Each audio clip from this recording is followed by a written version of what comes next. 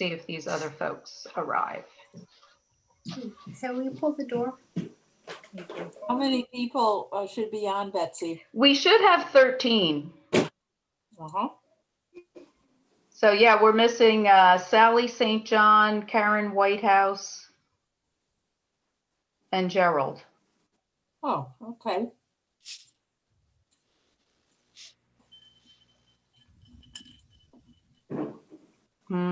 It's like the Jeopardy. Would you play the Jeopardy music?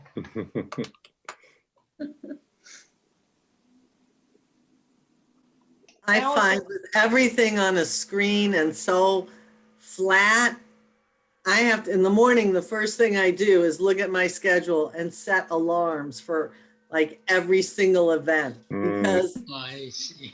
Yeah. otherwise time just goes by and I'm like, Zoom is "Oh." ruining my memory. Yeah. Yeah. Exactly. Yes, that's right. There's an entire generation's worth of dissertations about the Zoom effect, I'm sure. Yeah, I bet. And there will continue to be. Yeah. A radio article today said some people find their days go so fast and some people find their days go so slow and how it affects them differently. Mhm. Yeah, that's what we're going to find a lot of things after this. Yes. Yeah. All right, I think we should go ahead and get started. Rick, if you click on the participant button at the bottom, you can see if other people come into the room and just let them in. Good enough. You can also take the security off if you want. That would require another setting I wouldn't know how to find fast. Sorry. Okay, so first of all, I wanted to thank everybody for expressing an interest in this series. Rick and I were pretty excited about reading it, and so we were happy to share it. I think we all know each other here. Everybody's got their names corrected now, so that's great. And I had sent out a little introduction sheet to you to review or not review. If you didn't get to it, that's not a big deal. But I think it's good to just kind of reiterate what we hope we're going to get out of this series. And what we're hoping for is to find some ways where Christians can do God's work in this world. And what we're going to find out at this very first film is that we are at odds with each other. So the way we're going to line things up for tonight is we're going to watch the film together. It's about 4.5 minutes. It's a nice short introductory film. And then I'm going to just have 5 questions that are sort of, did we all hear the same thing kind of questions? And then we will break out into smaller groups for maybe 30 minutes to discuss a series of other questions. And Rick will have a room of people and I will have a room of people. And then we'll come back at the end to sort of share some of our thoughts and what we got out of it. And then we will adjourn by 8:15, hopefully. Okay? How's that sound? Yep, good. Okay. That's good. So, Rick, you want to take it away on our film intro? Sure, yeah. Our short film tonight is an excerpt of an interview with Brian Zond. Zond is a minister of a non-denominational Christian church in St. Joseph, Missouri. It's a very large church. It's about 3,500 members. Something that's very interesting about Zond is that he is a complete autodidact. He has no academic background in theology. And he makes a point in his writings and his interviews of saying that you can really learn to be a minister only by being a minister. One of the focuses of his ministry is, as he puts it in the interview that we're going to be seeing how it is that we express the kingdom of Jesus in the 21st century. And one of our topics for discussion tonight will be what exactly the kingdom of Jesus is.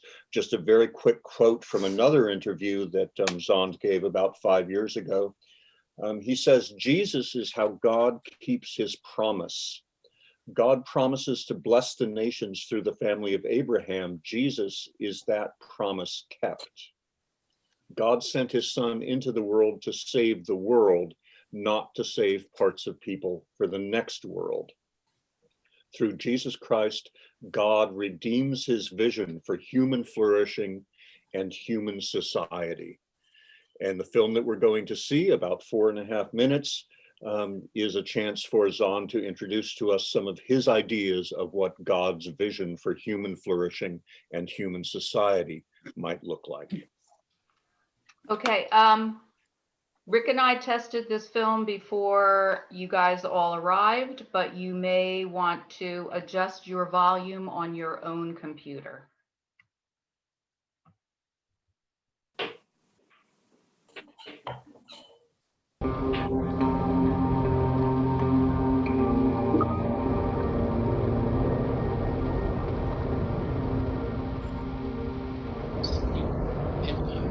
Empires, God loves nations.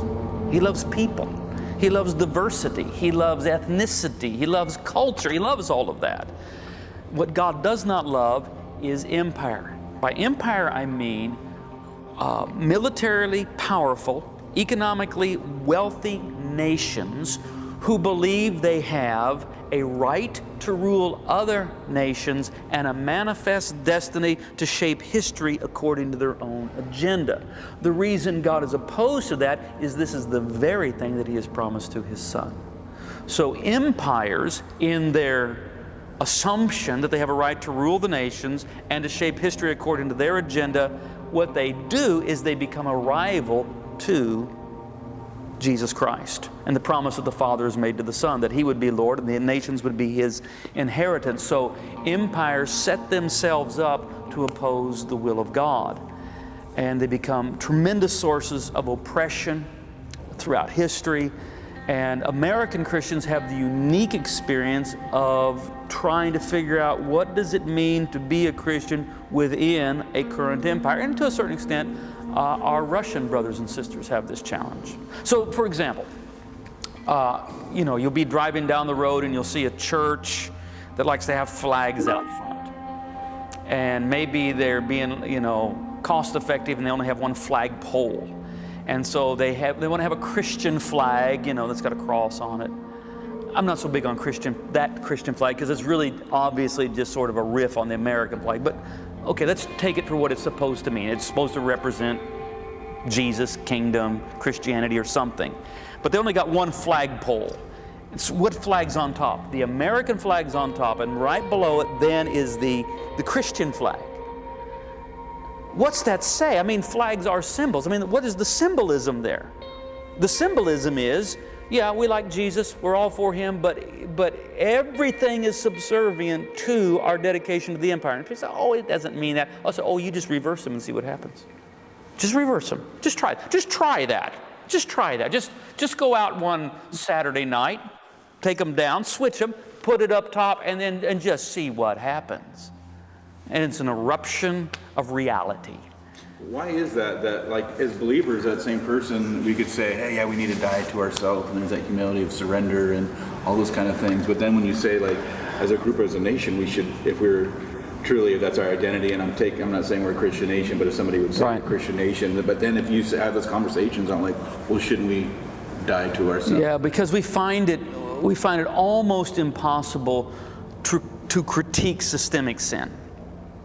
Because we're also complicit, and we also understand it's systemic sin is also the term for what we call the economy, security, and we hardly have any imagination to conceive how we could even be human without that. So what we do is, you can easily preach a sermon against personal greed, but and everybody just nods their head and says yes and amen. But if you start critiquing systems of sin that are fueled by the necessary engine of greed, my gosh, you're going to be in trouble. Same thing with violence. Don't be an abusive person. Don't go around picking fights. Don't be like that. But if we have our security guaranteed by massive violence, we cannot critique that.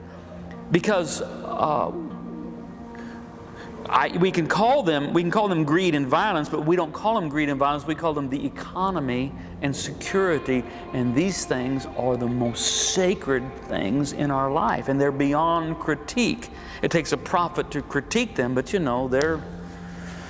life's rough for those cats. You can't be on the payroll and be a prophet. It's hard to do. Yeah.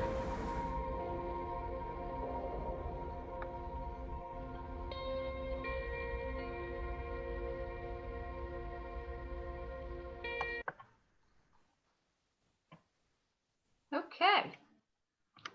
I see we have a few more people that have showed up. Welcome, Sally, and did I see Karen? Welcome. Yes, Karen is there. Okay, great. So in this film, what was he saying is the difference between empire and nation? Oh.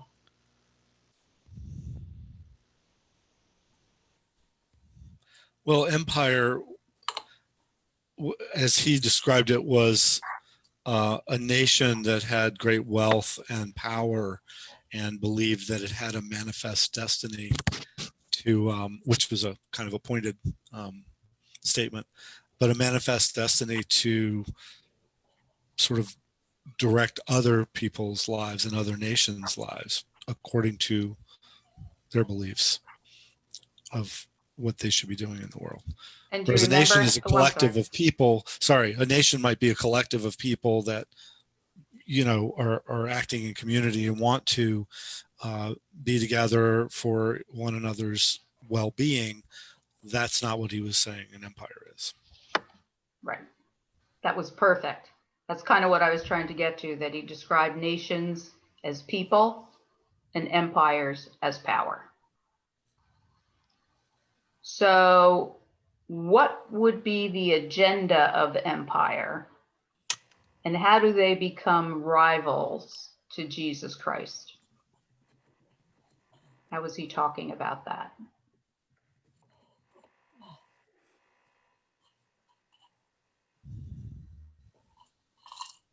Well, what he was saying, as I understood it, is that empires basically set themselves up as competitors to God. I mean, in his words, God promised Jesus the dominion, as it were. And so they set themselves up to oppose the will of God. Right. Empire, I think, is a structure, power structure, and give certain people more power over the others, control power. Mm-hmm. And the nation, I think,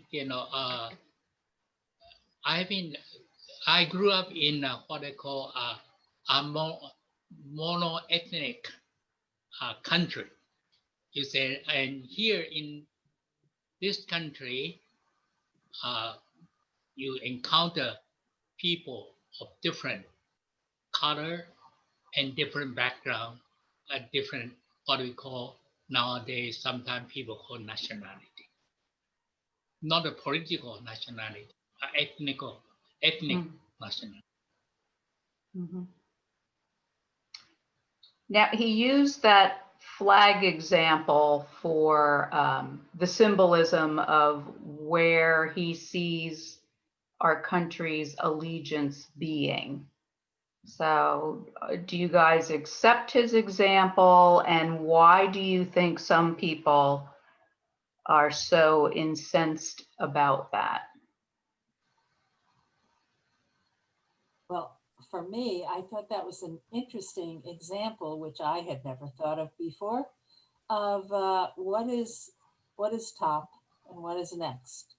And I think that if you changed that to put the Christian flag above the American flag, there would be lots of people who would say, "What is going on?"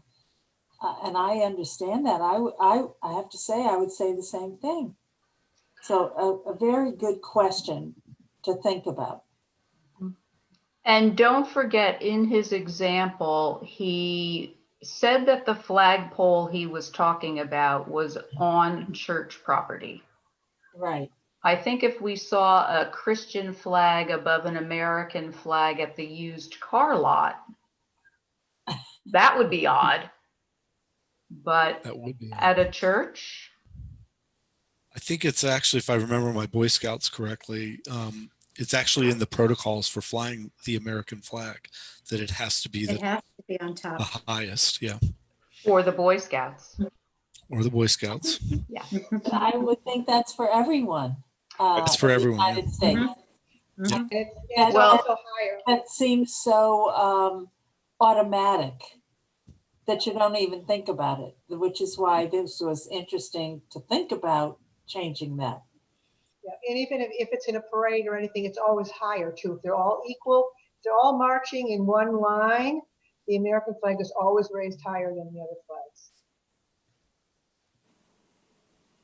We have had controversy in our very own church about where the Christian flag sits if they are both together. And the Christian flag sits higher. And the It people, does. it should. And In our people church. at any church. And it doesn't Oh. always get there because the people don't, it's not familiar to them. So, And we are one nation under God, so you'd think God would be, above the nation, but if you think of it that way. Yeah, Your point. my personal experience is that when I first time came to America, I went to church and see two flags, one national flag, one Christian flag, and to me, coming back from a totally different background, the things to put a national flag inside the church is a big shock to me. Ah, Who is in charge? and what do you think? Who is? That's what I happen. This is, but when I think about the establishment of the history of this country as a nation, the pilgrim who came to this country, you could feel its background there. And because US has this, at one time, the country where I live were forced to put a national flag in front of the church, inside the church. We all resented that. He said, one of the biggest country, Christian country is America. They put both flags in your church. Why don't you do that?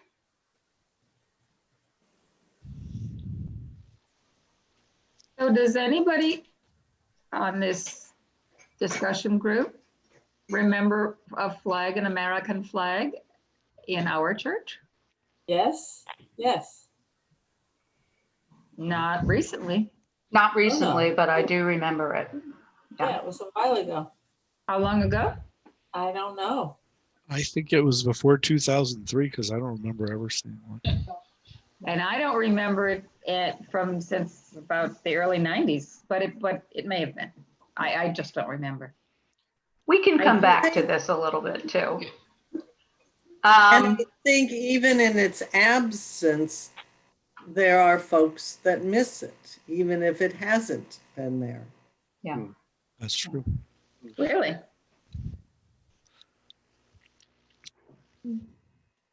Well, I'm not trying to foment a dispute, but I will make a small case that maybe the idea is that we come here and this particular nation is formed from the people of many nations and from the people of many religions.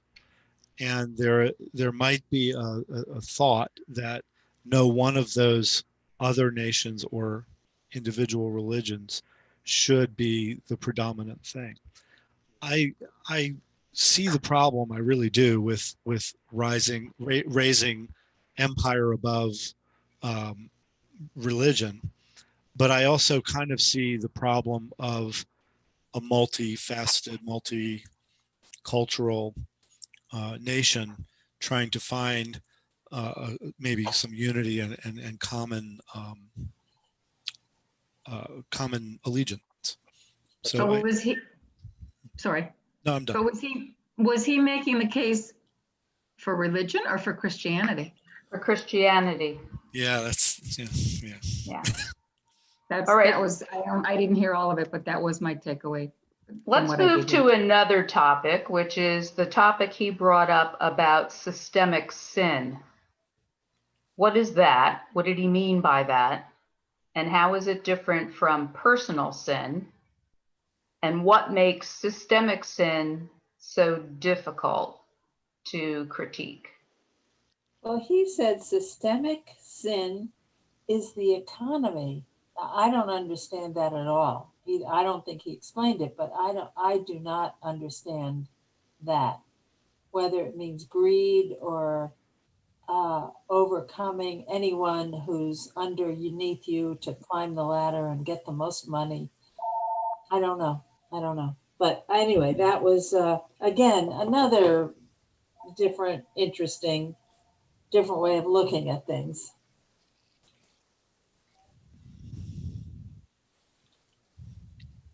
I had the distinct impression he was talking about greed. Uh-huh. Mhm. And the systems in place to maintain that greed and to access it. He also said security as being beyond critique. So it's greed somehow mixed with power and control, right? Is part of what makes it systemic.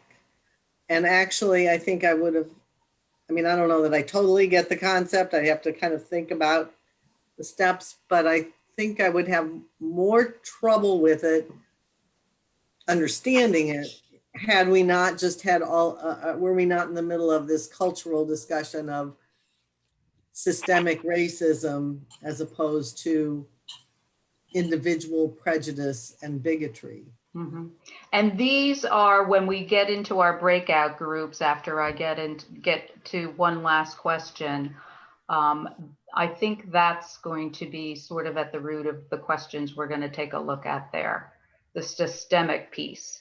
And he used the example in the film that, you know, a preacher can preach about, you know, be a good person, don't sin, don't overconsume, and we all sit there nodding our heads. But to preach a sermon about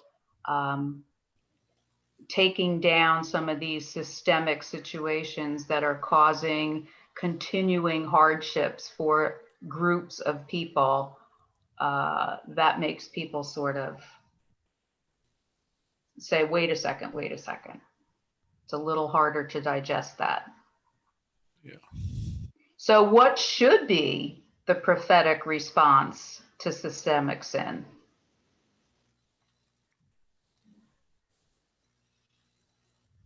Maybe that's too big. Did we go to our small groups and then maybe we will, in that conversation, come up with a response to that question? Yes? Rick, is there anything that you wanted to interject at this point? No, I think we can probably pick up some of the details and lead from there to greater concepts in the small groups. Yes. Okay, I am going to see if I can do this. I'm just going to create a group for Rick and his people, and then I'm going to stay in this group with my people. Okay, so we've got Michael, Karen, I'm just on a phone call, but I'll be off in a few minutes. Sandy, Karen Irmer. You got all the Karens, Rick. Good enough. Let me see. 1, 2, 3, 4, 5. 1, 2, 3, 4, 5. 1, 2. 6. Yeah, right. That's the way it'll be. Okay, I think that's how we're going to be. Okay, you may have to accept those invitations to go into your breakout rooms. Okay. Once I learn Zoom a little bit better, I'll know how to take all that Aaron, off. you might want to go ahead and accept it.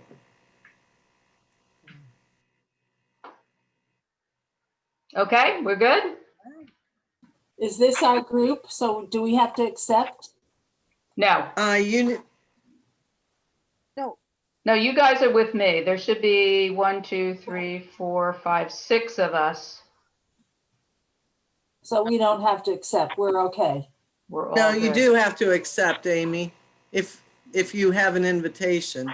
Yeah, because you're in the other group. I don't No, see anything. no, Oh, Amy's. she's not? Okay. I'm with you. I'm I with don't you know. guys. 1, 2, 3, 4, 5. Actually, I'm with you. All right, so we're good. Are we good? So I have some questions here. Let me see if I can pull that up on my screen share.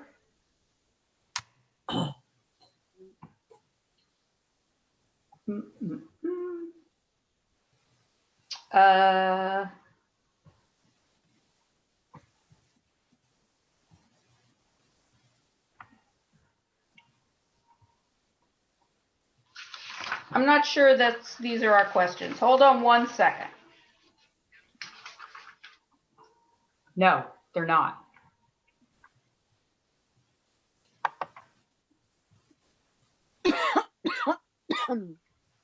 Oh, now it's going to take me a minute to find them.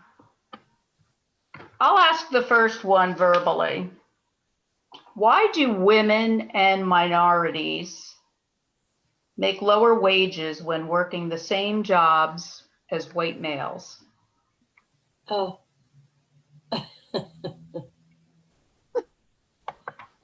Allison, you look like you have a response. Allison, you're muted. And Joy, you're muted. No, I'm just laughing because yeah, it's tradition. That's what it is. I mean, there is no logical reason for this, but it's the way it's always been, right? At least that's the way I see it. It's the way it's always been because people said, oh, the man has to take care of his family and you don't have to really take care of your family. So therefore you don't need to do this. You don't need to be the breadwinner. In fact, I was just reading in the New York Times yesterday or today something about education. And it was talking about how education has changed and all that. And it referred back to over 150 years ago, where it was talking about, there was an art, they were quoting something from 150 years ago in America, how, why hire a man to be a teacher? You can hire a woman to be a teacher. You won't have to pay her $20 a month. You can pay her $10 a month. Mm-hmm. And she'll do a better job. Mm-hmm. So, oh, she'll do a better job. That sounds good. But we're going to pay her less because she doesn't have to earn money. Yeah. We're going to pay her less though. That was just so blatant back then. It was like, she's a woman. She doesn't need to earn as much. Well, and it also then has to do with, I mean, the women didn't have, and I mean, I think it's changing now, but at the time, they didn't have the social capital that they could build on to argue for more wages, right? So it's sort of a circle. Like you can get them for cheap, and yes, they would do it for cheap because they couldn't get anything else, and they had no resources, no people to talk to, no politicians. So yeah, I mean, it's it's also, I mean, it's power, right? I mean, one of the things that really struck me in I think the Kendi book was his statement that, Jackie Robinson was a great athlete, but there were plenty of other Black athletes that could have broken the color barrier. It was that the white men allowed him in. And there were, and I think the same is true kind of the suffragettes. There were, because, I mean, Susan B. Anthony didn't see the 100th Amendment be ratified. There were women asking for the right to vote, but ultimately it had to be granted to them. And so there's a real power component of who has the power, and at what point do you hit, I guess, in Malcolm Gladwell terms, a tipping point where they have to relinquish some of that power. Yeah. And who is it that has the power and has always had the power? Men. White men. White In our men. country, white men. White men. White man, but not Land Well, owning white men. Ching-Fen, share Yeah, a different country perspective. Culture has something to do with it as well, which we never really take that into a real structure and say that there's not only the race, but also culture.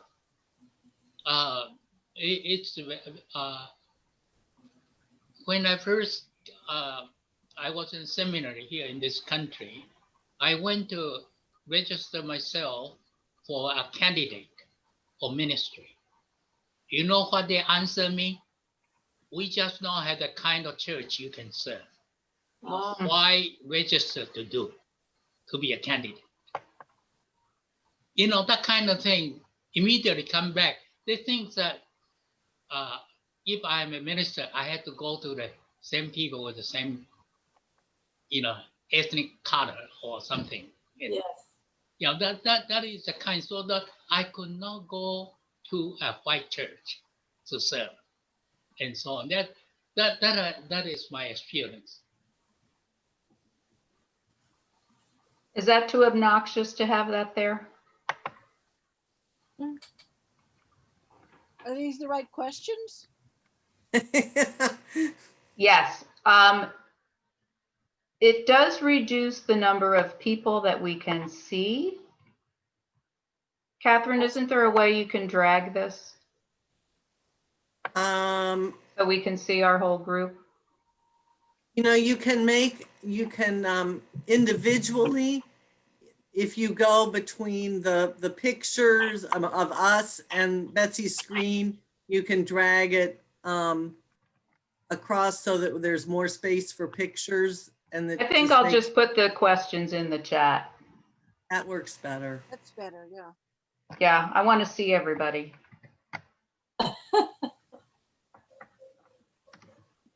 Shin-Fen, I want to ask you, where did you go to school? Where did you go to seminary? I went to Princeton. Princeton. Yeah. When? What time period? I'm class of 1964. And then what did you do after that when they said you could not serve a church? So the only way many of the Asian American went into academic, because that's so I went on to get my doctor's degree, so I can find a place to teach. At Princeton? In other place, find a place to. I got my doctorate in the same school. Princeton. Yeah. Okay. And the time is different now. Yes. Yeah, I think they at least acknowledge that any person could serve in any church, regardless of the ethnic background. Yeah, but I wonder, preferably the same ethnic background. That's normally think in that way. I think it's a culture. It's our unconscious built-in system. Yeah, that's why I wonder how much it really has changed, because I don't know. I don't know. I know none of my Asian seminary friends serve in a white church. You say none of them? Yeah, that's a fact. None of them? None of them. They all serve in the ethnic church. Okay. Has it, Ching-Fen, has this ever been a topic at the seminary? Has there ever been any kind of like a panel discussion on this? I mean, this sounds to me like a really important topic to address. Yeah, that's important, topic in our days, in those days, nobody think that that's almost like a natural, very natural. Right. The birds of the same feather, flock together. Right. You're not supposed to cross over the line. Mhm. Yeah, this was, And he's that would talking make, 60. I tell you a side story about this is that in the summer time when I need to have summer work, only one African American church took me in. The Wow. African American church, they said that for the first time they have an Asian preach in their church. Wow. All the neighborhood are Afro, and these all people would sit on the rocking chair, and then I walk through and say hello, and at least 3 or 4 of them told me that it was the first time they talked to an Asian. Uh-huh. Mm. And this is recent? Well, that was in 1960s. Okay. A long Yeah. time. Sally, what were you going to say? I was just going to say, what Chin is saying sounds so strange to us now, but let's remember back then. Remember Archie Bunker, All in the Family? In the 1970s, a married woman couldn't go and get credit, a loan from a bank without her husband's signature. Things, even though we see there's so many changes that we want and we're going backward, we still have come so far forward since the 50s and 60s. Well, and in fact, Chen, your experience kind of parallels RBG's, right? When she graduated from law school, nobody would hire her, and she also ended up in academia teaching because that's true. Right. I think it's a very, we unconsciously, are very sort of not sensitive to that issue. I think the system made us feel that it's very natural. Yes. Yeah, that's nothing, unusual. And a Canadian friend of mine, a Taiwanese Canadian who went to Canada, ended up work among the First Nations because his skin is closest to the First Nation, what they call American Indian, you say. So that's what happened. Can we take a look at this second question? Why were 120,000 Asian Americans put into internment camps in the US during World War II, even when we were supposedly fighting to release Jews from internment camps? Oh. That was quite strange because United States are at war with Germany as well, but they never put any German in the camp. And they were at war with Italian. They are not put together in a camp like the Japanese. Prejudice. It's so easy to look at someone who's Asian or Black, and if you're, a Northern Caucasian, and say, well, they're different. So it's so much easier. I'm not at all saying it's right, but it's easier. Right. And the United States was bombed, and let's get rid of the Japanese. Yeah, Canada did it too. I didn't know that. Oh yeah, BC, they did it too. Yeah. Oh, it's not a part of the history that we like to share. But yeah, I didn't know that either. Mm-hmm. So Canada did the same thing of putting Western Canada. Yeah. I don't actually know about the East. What I've heard about is the West. Yeah. So in Vancouver, that area. Yeah. And so it sounds like it's better to respond to our fear and not recognize this piece of what do you call it? I'm losing my words today. The fact that we're doing to the Asian people exactly what we are trying to defend the Jews from being put into these camps, and we're not seeing the correlation. Yeah, yeah. It's like having our blinders on. So is that fear, or is that responding to the system that he talked about of war and security and the economy? I think you may also know that there are some Japanese who was born here and then went to Japan to study and then came back. Those people were as American as any as you can be, but they were also put in a separate camp because they know both sides better than any other. A separate camp. Yeah, a separate camp. Mm. Very few of them, but I did run into one. Oh. Because I was born a Japanese. As far as the political nationalities are concerned, but that was what happened, and I still speak Japanese like a Japanese kid. See, I don't know enough about that history. You only know what you read. There were camps. It was not easy. They were just taken up, but I don't know the whole history of it. I don't. Do many of us know the whole history of this? Most of the people who were taken to those camps, I think they lost all of their possessions. Yes. They were Property. released from the camps with nothing. Yeah. Mm-hmm. They lost everything. And then we don't know what happened to them when they were then back assimilated, maybe assimilated.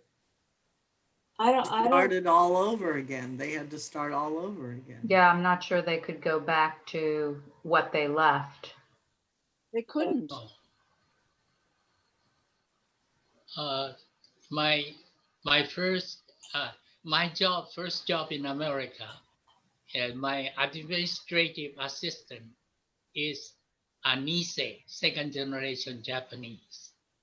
She was in camp when she was a small, still very young. And so she, the parents try to make her think that she is an American. Do not think about their difference. There's anything Japanese unique.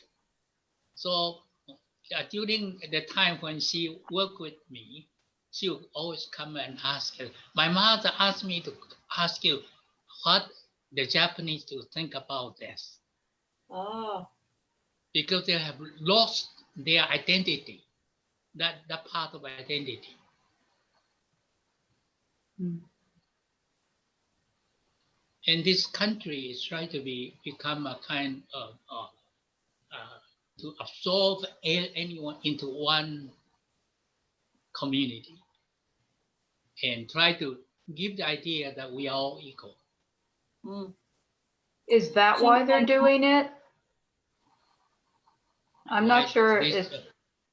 I don't know what the rest of you think. As you were saying that, I was thinking about the Native American population where they would round up the kids and put them into homes and, kind of beat the Indian out of them and have them deny their culture. And I don't know if it's to put everybody on a level playing field as much as it is to control the fear of the unknown.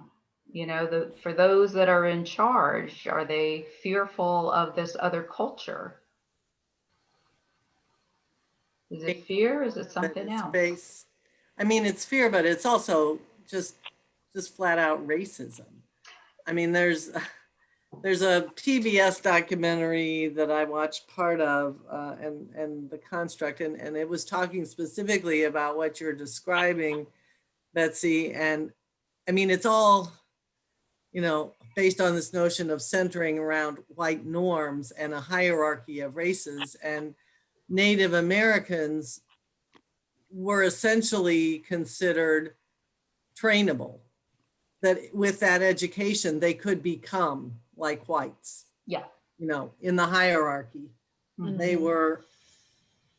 they were better than blacks who were just, in that whole construct of race were seen as inferior. So it was kind of trying to make them like whites, like us, Yeah, yes, yes. Yeah. Huh. at least according to them. That's true.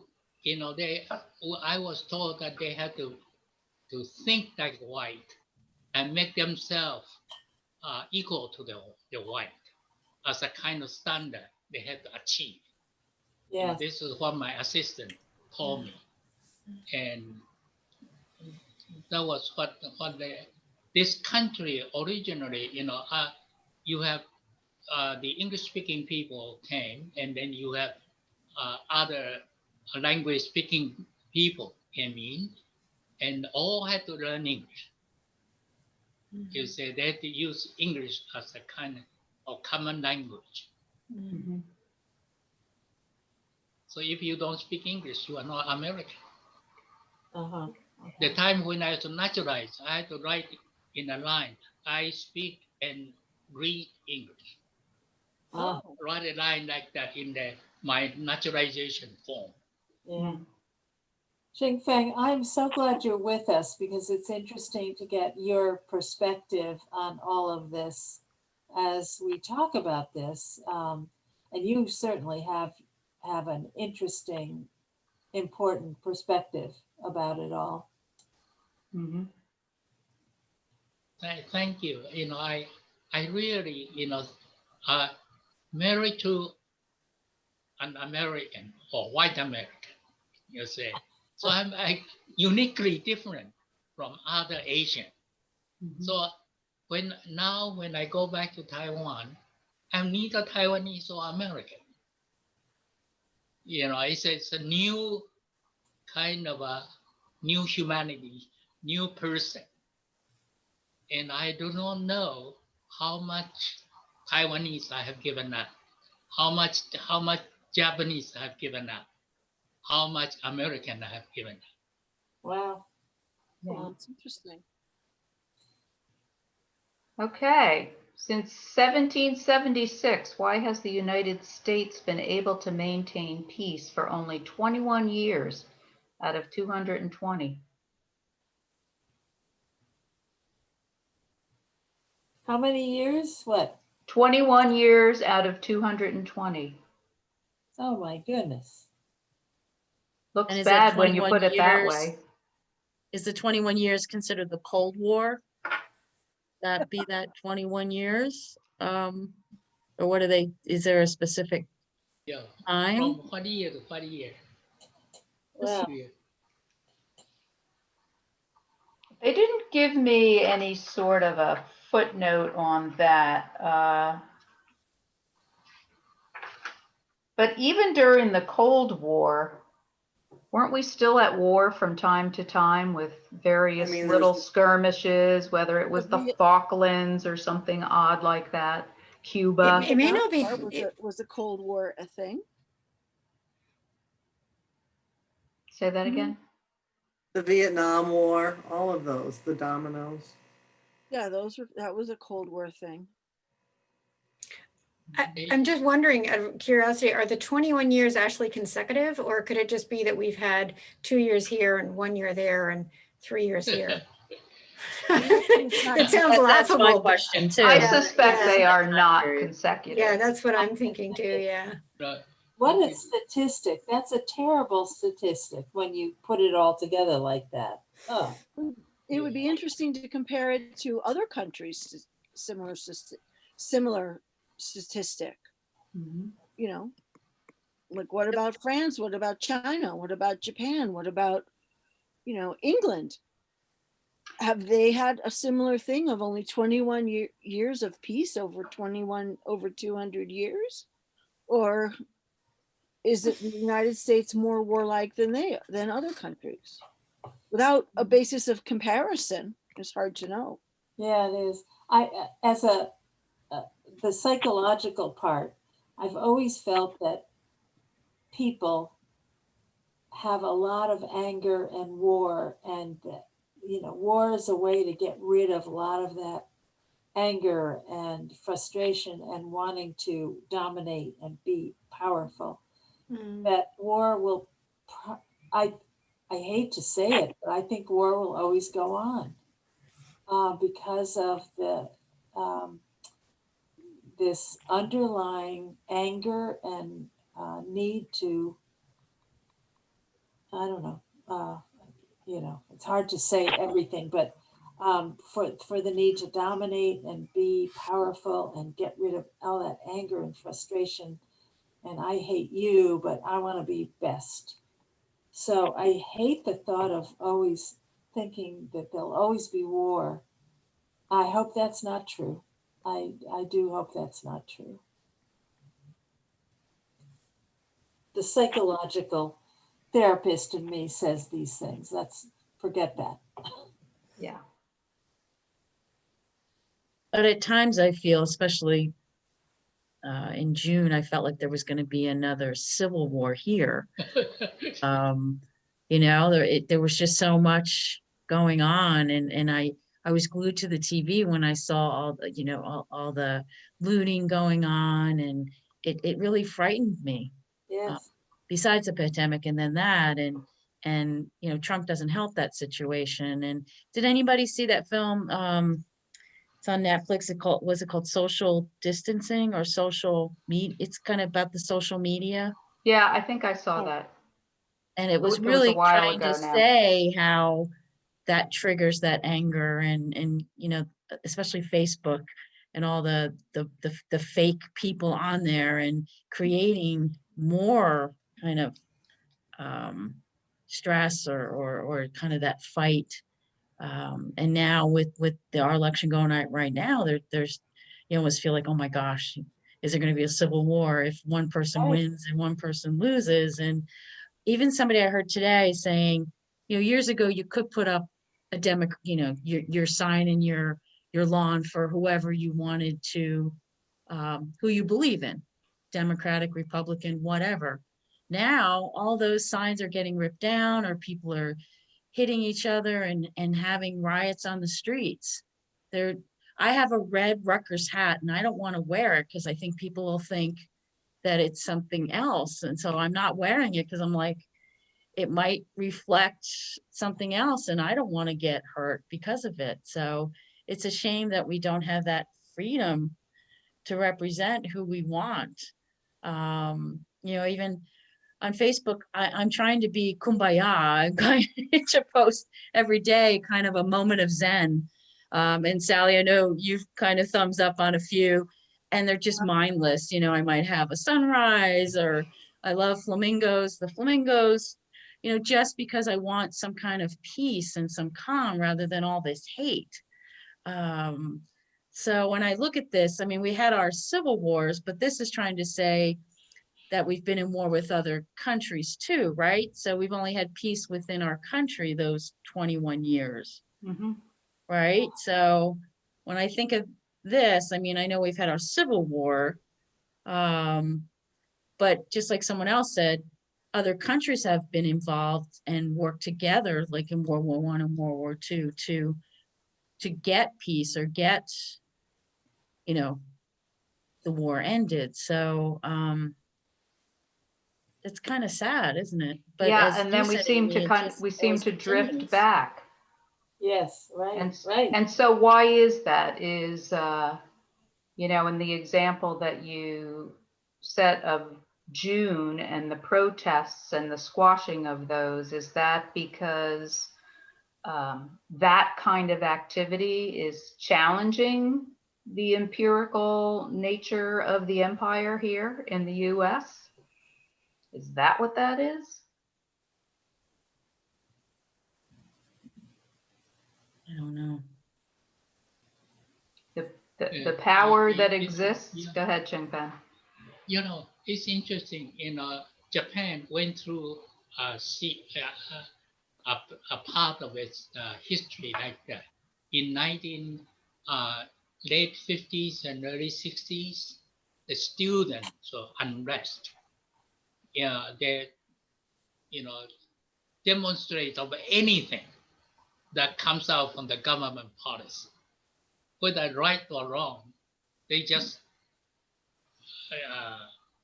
feel disturbed and went out to the street and to shout and so on. And even some professor got, hit or beaten up by students.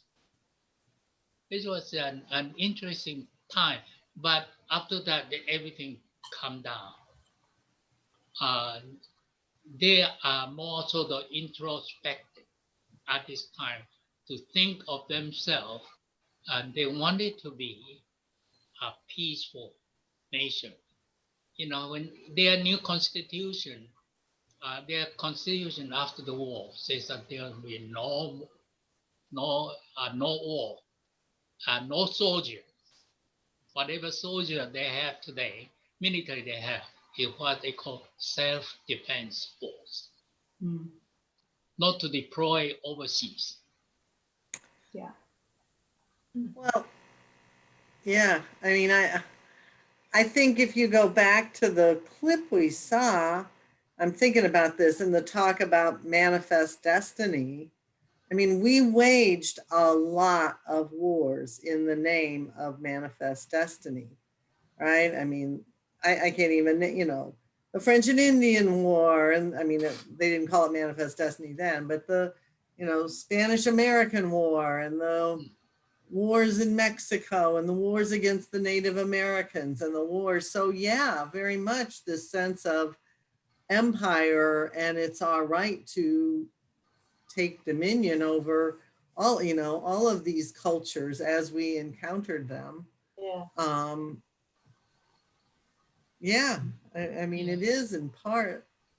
Do you Empire. anyone ever thought about why United States never called Empire of United States? Maybe we knew it sounded bad. Yes, right. Well, Japan during the Second World War, they made it very clear it is an empire. We only have about 2 minutes in this room here. Do you want to speak to this last question? Why do many Americans insist on calling the U.S. a Christian nation when there is no evidence in the Declaration of Independence, the Articles of Confederation, the Federalist Papers, or the Constitution of any particular Christian beliefs?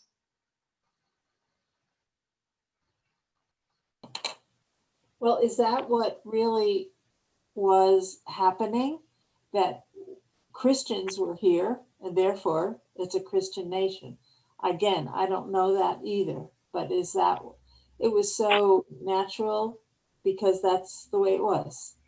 Do you think that is what was happening at that point? The people who were here were Christians, therefore that's the best. That's the way it should be. Most of the people that were here were Christians. A few of them were atheists and a few were Jewish. And of course, then there was the Native Americans and the African slaves. But the people with power were mostly Christians. White men with property. Right, and those were mostly Christians. Yeah. So I would think it's because that's the way it was. That's the way it should be. That kind of thing, that kind of thinking. And yet our forefathers, when they created the Constitution and the Declaration of Independence, very consciously left all religion out of it.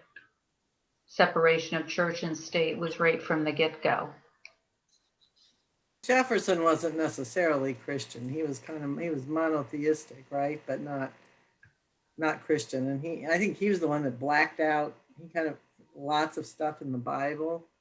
But it wasn't until 1954 that the Pledge of Allegiance Right. included the clause Under God.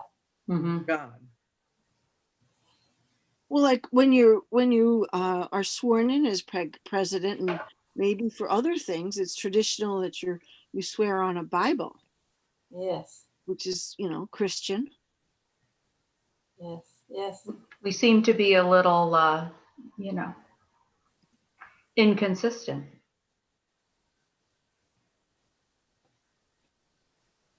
Does the United States people think that? I don't know. I don't know. Think that we're inconsistent or think that we're, We're all They don't think that we're inconsistent. I don't know that, but here we have the rest of the group. everybody back? Yeah. Did you have some lively conversations? Oh, yes. We had some very rich conversations. We did not solve the problems of the world or of this nation. Oh, not yet. Not yet. Boo! Oh, we did. I'm glad. We did. Only for myself, I'm more aware of the need to think about them. Yeah, does anybody want to summarize or pick a topic from whatever room you were in? Because we did have different questions that we were chewing on. Oh, really? Yeah, they had different questions. If you guys can see my chat, these are the questions that our group had, which were different than some of the things you discussed. But it should have brought the conversation to some similar conclusions, maybe. Actually, I don't think we can see your chat. No, we don't see them. It's all right. Okay. It probably changed because you guys Of left the room. breakouts. Yeah. Which is fine. Here. We can redo it though. You can just resend it or something. Yeah, you could repaste Yeah, it. there it is. Why do women? Okay. Yeah. Well, you could go through all that. I have to say that I love that Xing Feng was with us so he could give a different perspective of his background and what happened to him. But we had I think, a good group discussion of, oh, what's happening and what's going on.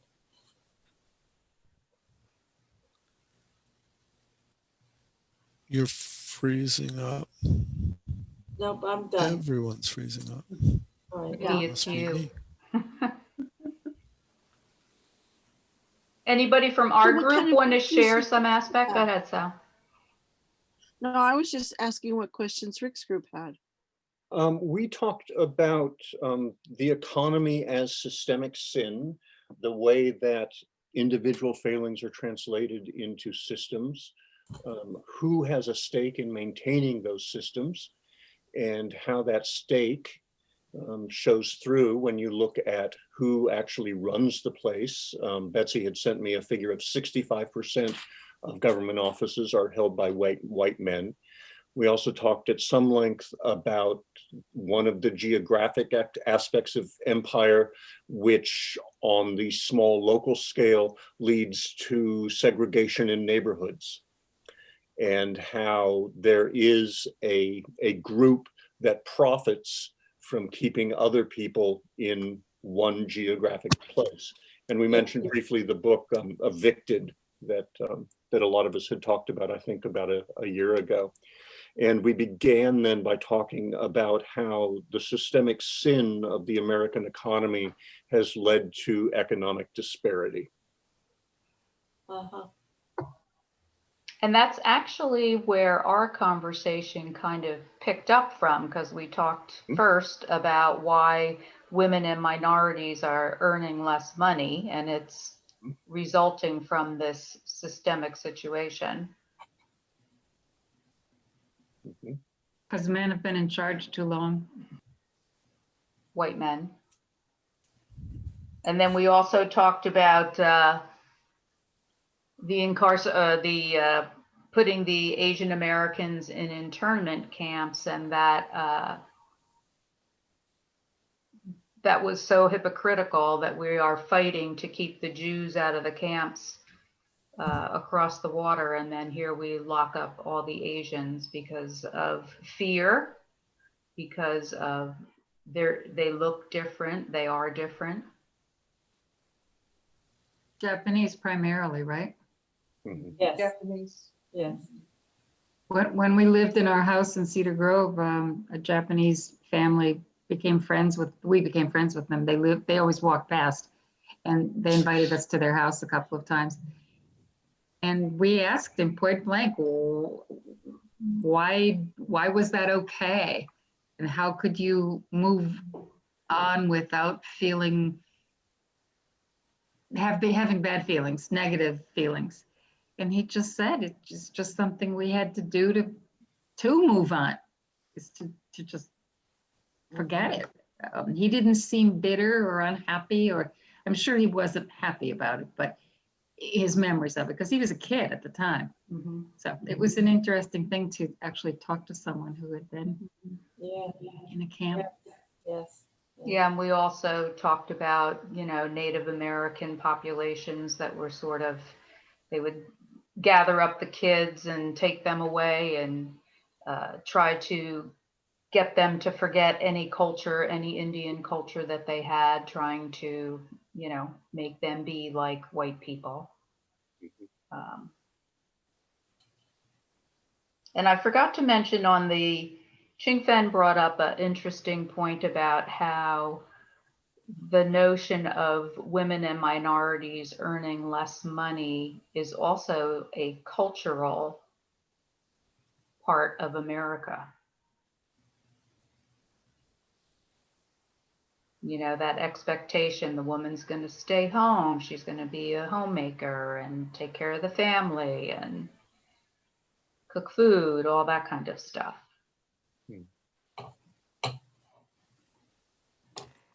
But it's also interesting, I think, Karen, the point you raise, in the conversation that you had, and Ching Fen, I would, correct me if I'm wrong, but I had understood you to say, and some of, one of your colleagues who was second generation, that there was part of the takeaway seemed to be an internalized pressure to assimilate among Americans, Japanese Americans who had been interred in the camps. And that almost reflects, that they realize, they had to become really American, that's a generalization. I'm sure that individuals had individual feelings, but it seemed like part of the cultural feeling was that you really, really had to assimilate into the norms. A really good point. And I would guess I don't remember he or his wife saying that, but that seems to be like a step toward almost accepting what had happened to them and moving beyond it, because you had to do that to assimilate, or to better assimilate, and to teach your children to assimilate, be accepted. And it's kind of a recognition of what we're saying of empire, right? The power is situated in the white culture. So I don't know. I think it is also a skill of self-survival. Yeah, well, that's a good If point. you do not assimilate, you are always at the margin Yes, of the society. yes. You yes. cannot survive. Yeah.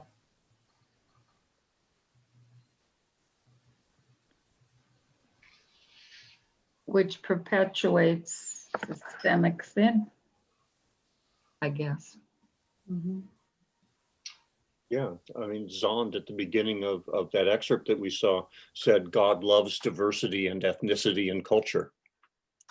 And that is the one thing that empire can't tolerate. I mean, that's a pretty bitter example, putting Americans in concentration camps, but that's what's going on there. Well, what I say is not only American, only the Japanese American not the German American or Italian American. They are at war with United States during the Second War, but Yeah. none of them were incarcerated. Yeah, right. Good point. So that kind of circles us back to this last question that I threw out before we broke into rooms, which is, what is the prophetic response to systemic sin?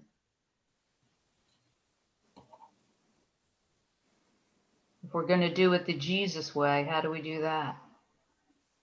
How do we?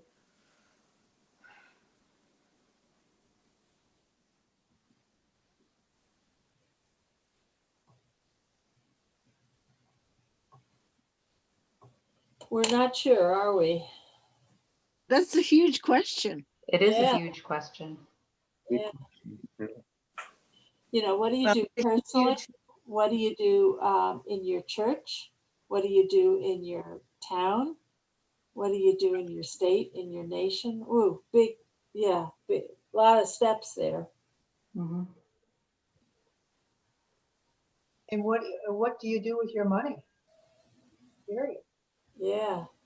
That's do you get these big beautiful homes and big cars and everything with your money, or do you try to make other people moving up or sharing with more people or working with the communities? Right. Good. Mm-hmm. I think one of the problem I always encounter as a minority is that the standard of what is good life is set by white America. You know, you have a big house, big cars, or whatever. You have to have a BMW or now Lexus or whatever, you know, to be that. And it was an interesting thing. You always look up rather than down, you know, to be equal with others. I want to be like that. Mhm. Sure. My personal experience is the interesting thing is that last summer when I worked at this African American church, Mhm. all these church members have this huge catalog car with all this theme on the back, you know, and I would not be able to have the money like that, but the car, beautiful car, is the only status symbol they could have at a particular time. They cannot be equal with other white Americans. So that's what I understood later.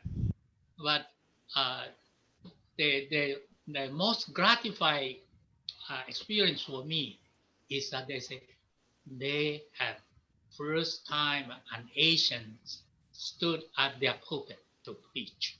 Yes. And some of the neighbors of the church told me that first time they talked to an Asian cared to stop to talk to them, chat with them. Wow. On the way.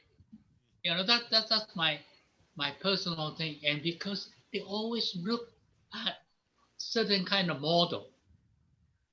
What kind of model are we going to set? The church where we will start to set a kind of a new paradigm of United States of America or whatever, kingdom of God or whatever that, we want to call it, as pattern after that. It's a very, this is a different question. Maybe one of these days we may like to think about it is that why do we call it kingdom of God? You know, the new translation, many of them would say that it's the reign of God. The what And of kingdom, The rain. reign. God? Yeah. The kingdom imply a king, and all this powerful Mm. person, suppressing the weaker. This is my.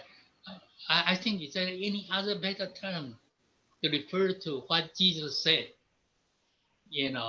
about his coming. Mhm. And a lot of the UCC hymns and publications now have edited to kingdom. Yes. Yeah. Kin meaning And who Yes. you're related to, related. your kin. Yeah. King, Huh? yeah. So, Yeah. Thank you, Betsy. any other closing responses? I'm very excited to have you all here. Next week we will hear from Walter Brueggemann, and he's got a longer film. It's about 15 minutes. So I hope the film part of it worked for everybody. I found that using headphones helped me hear a little better.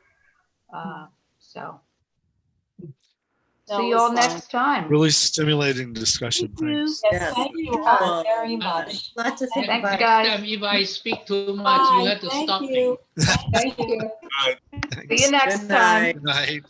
Bye-bye. Okay. Bye.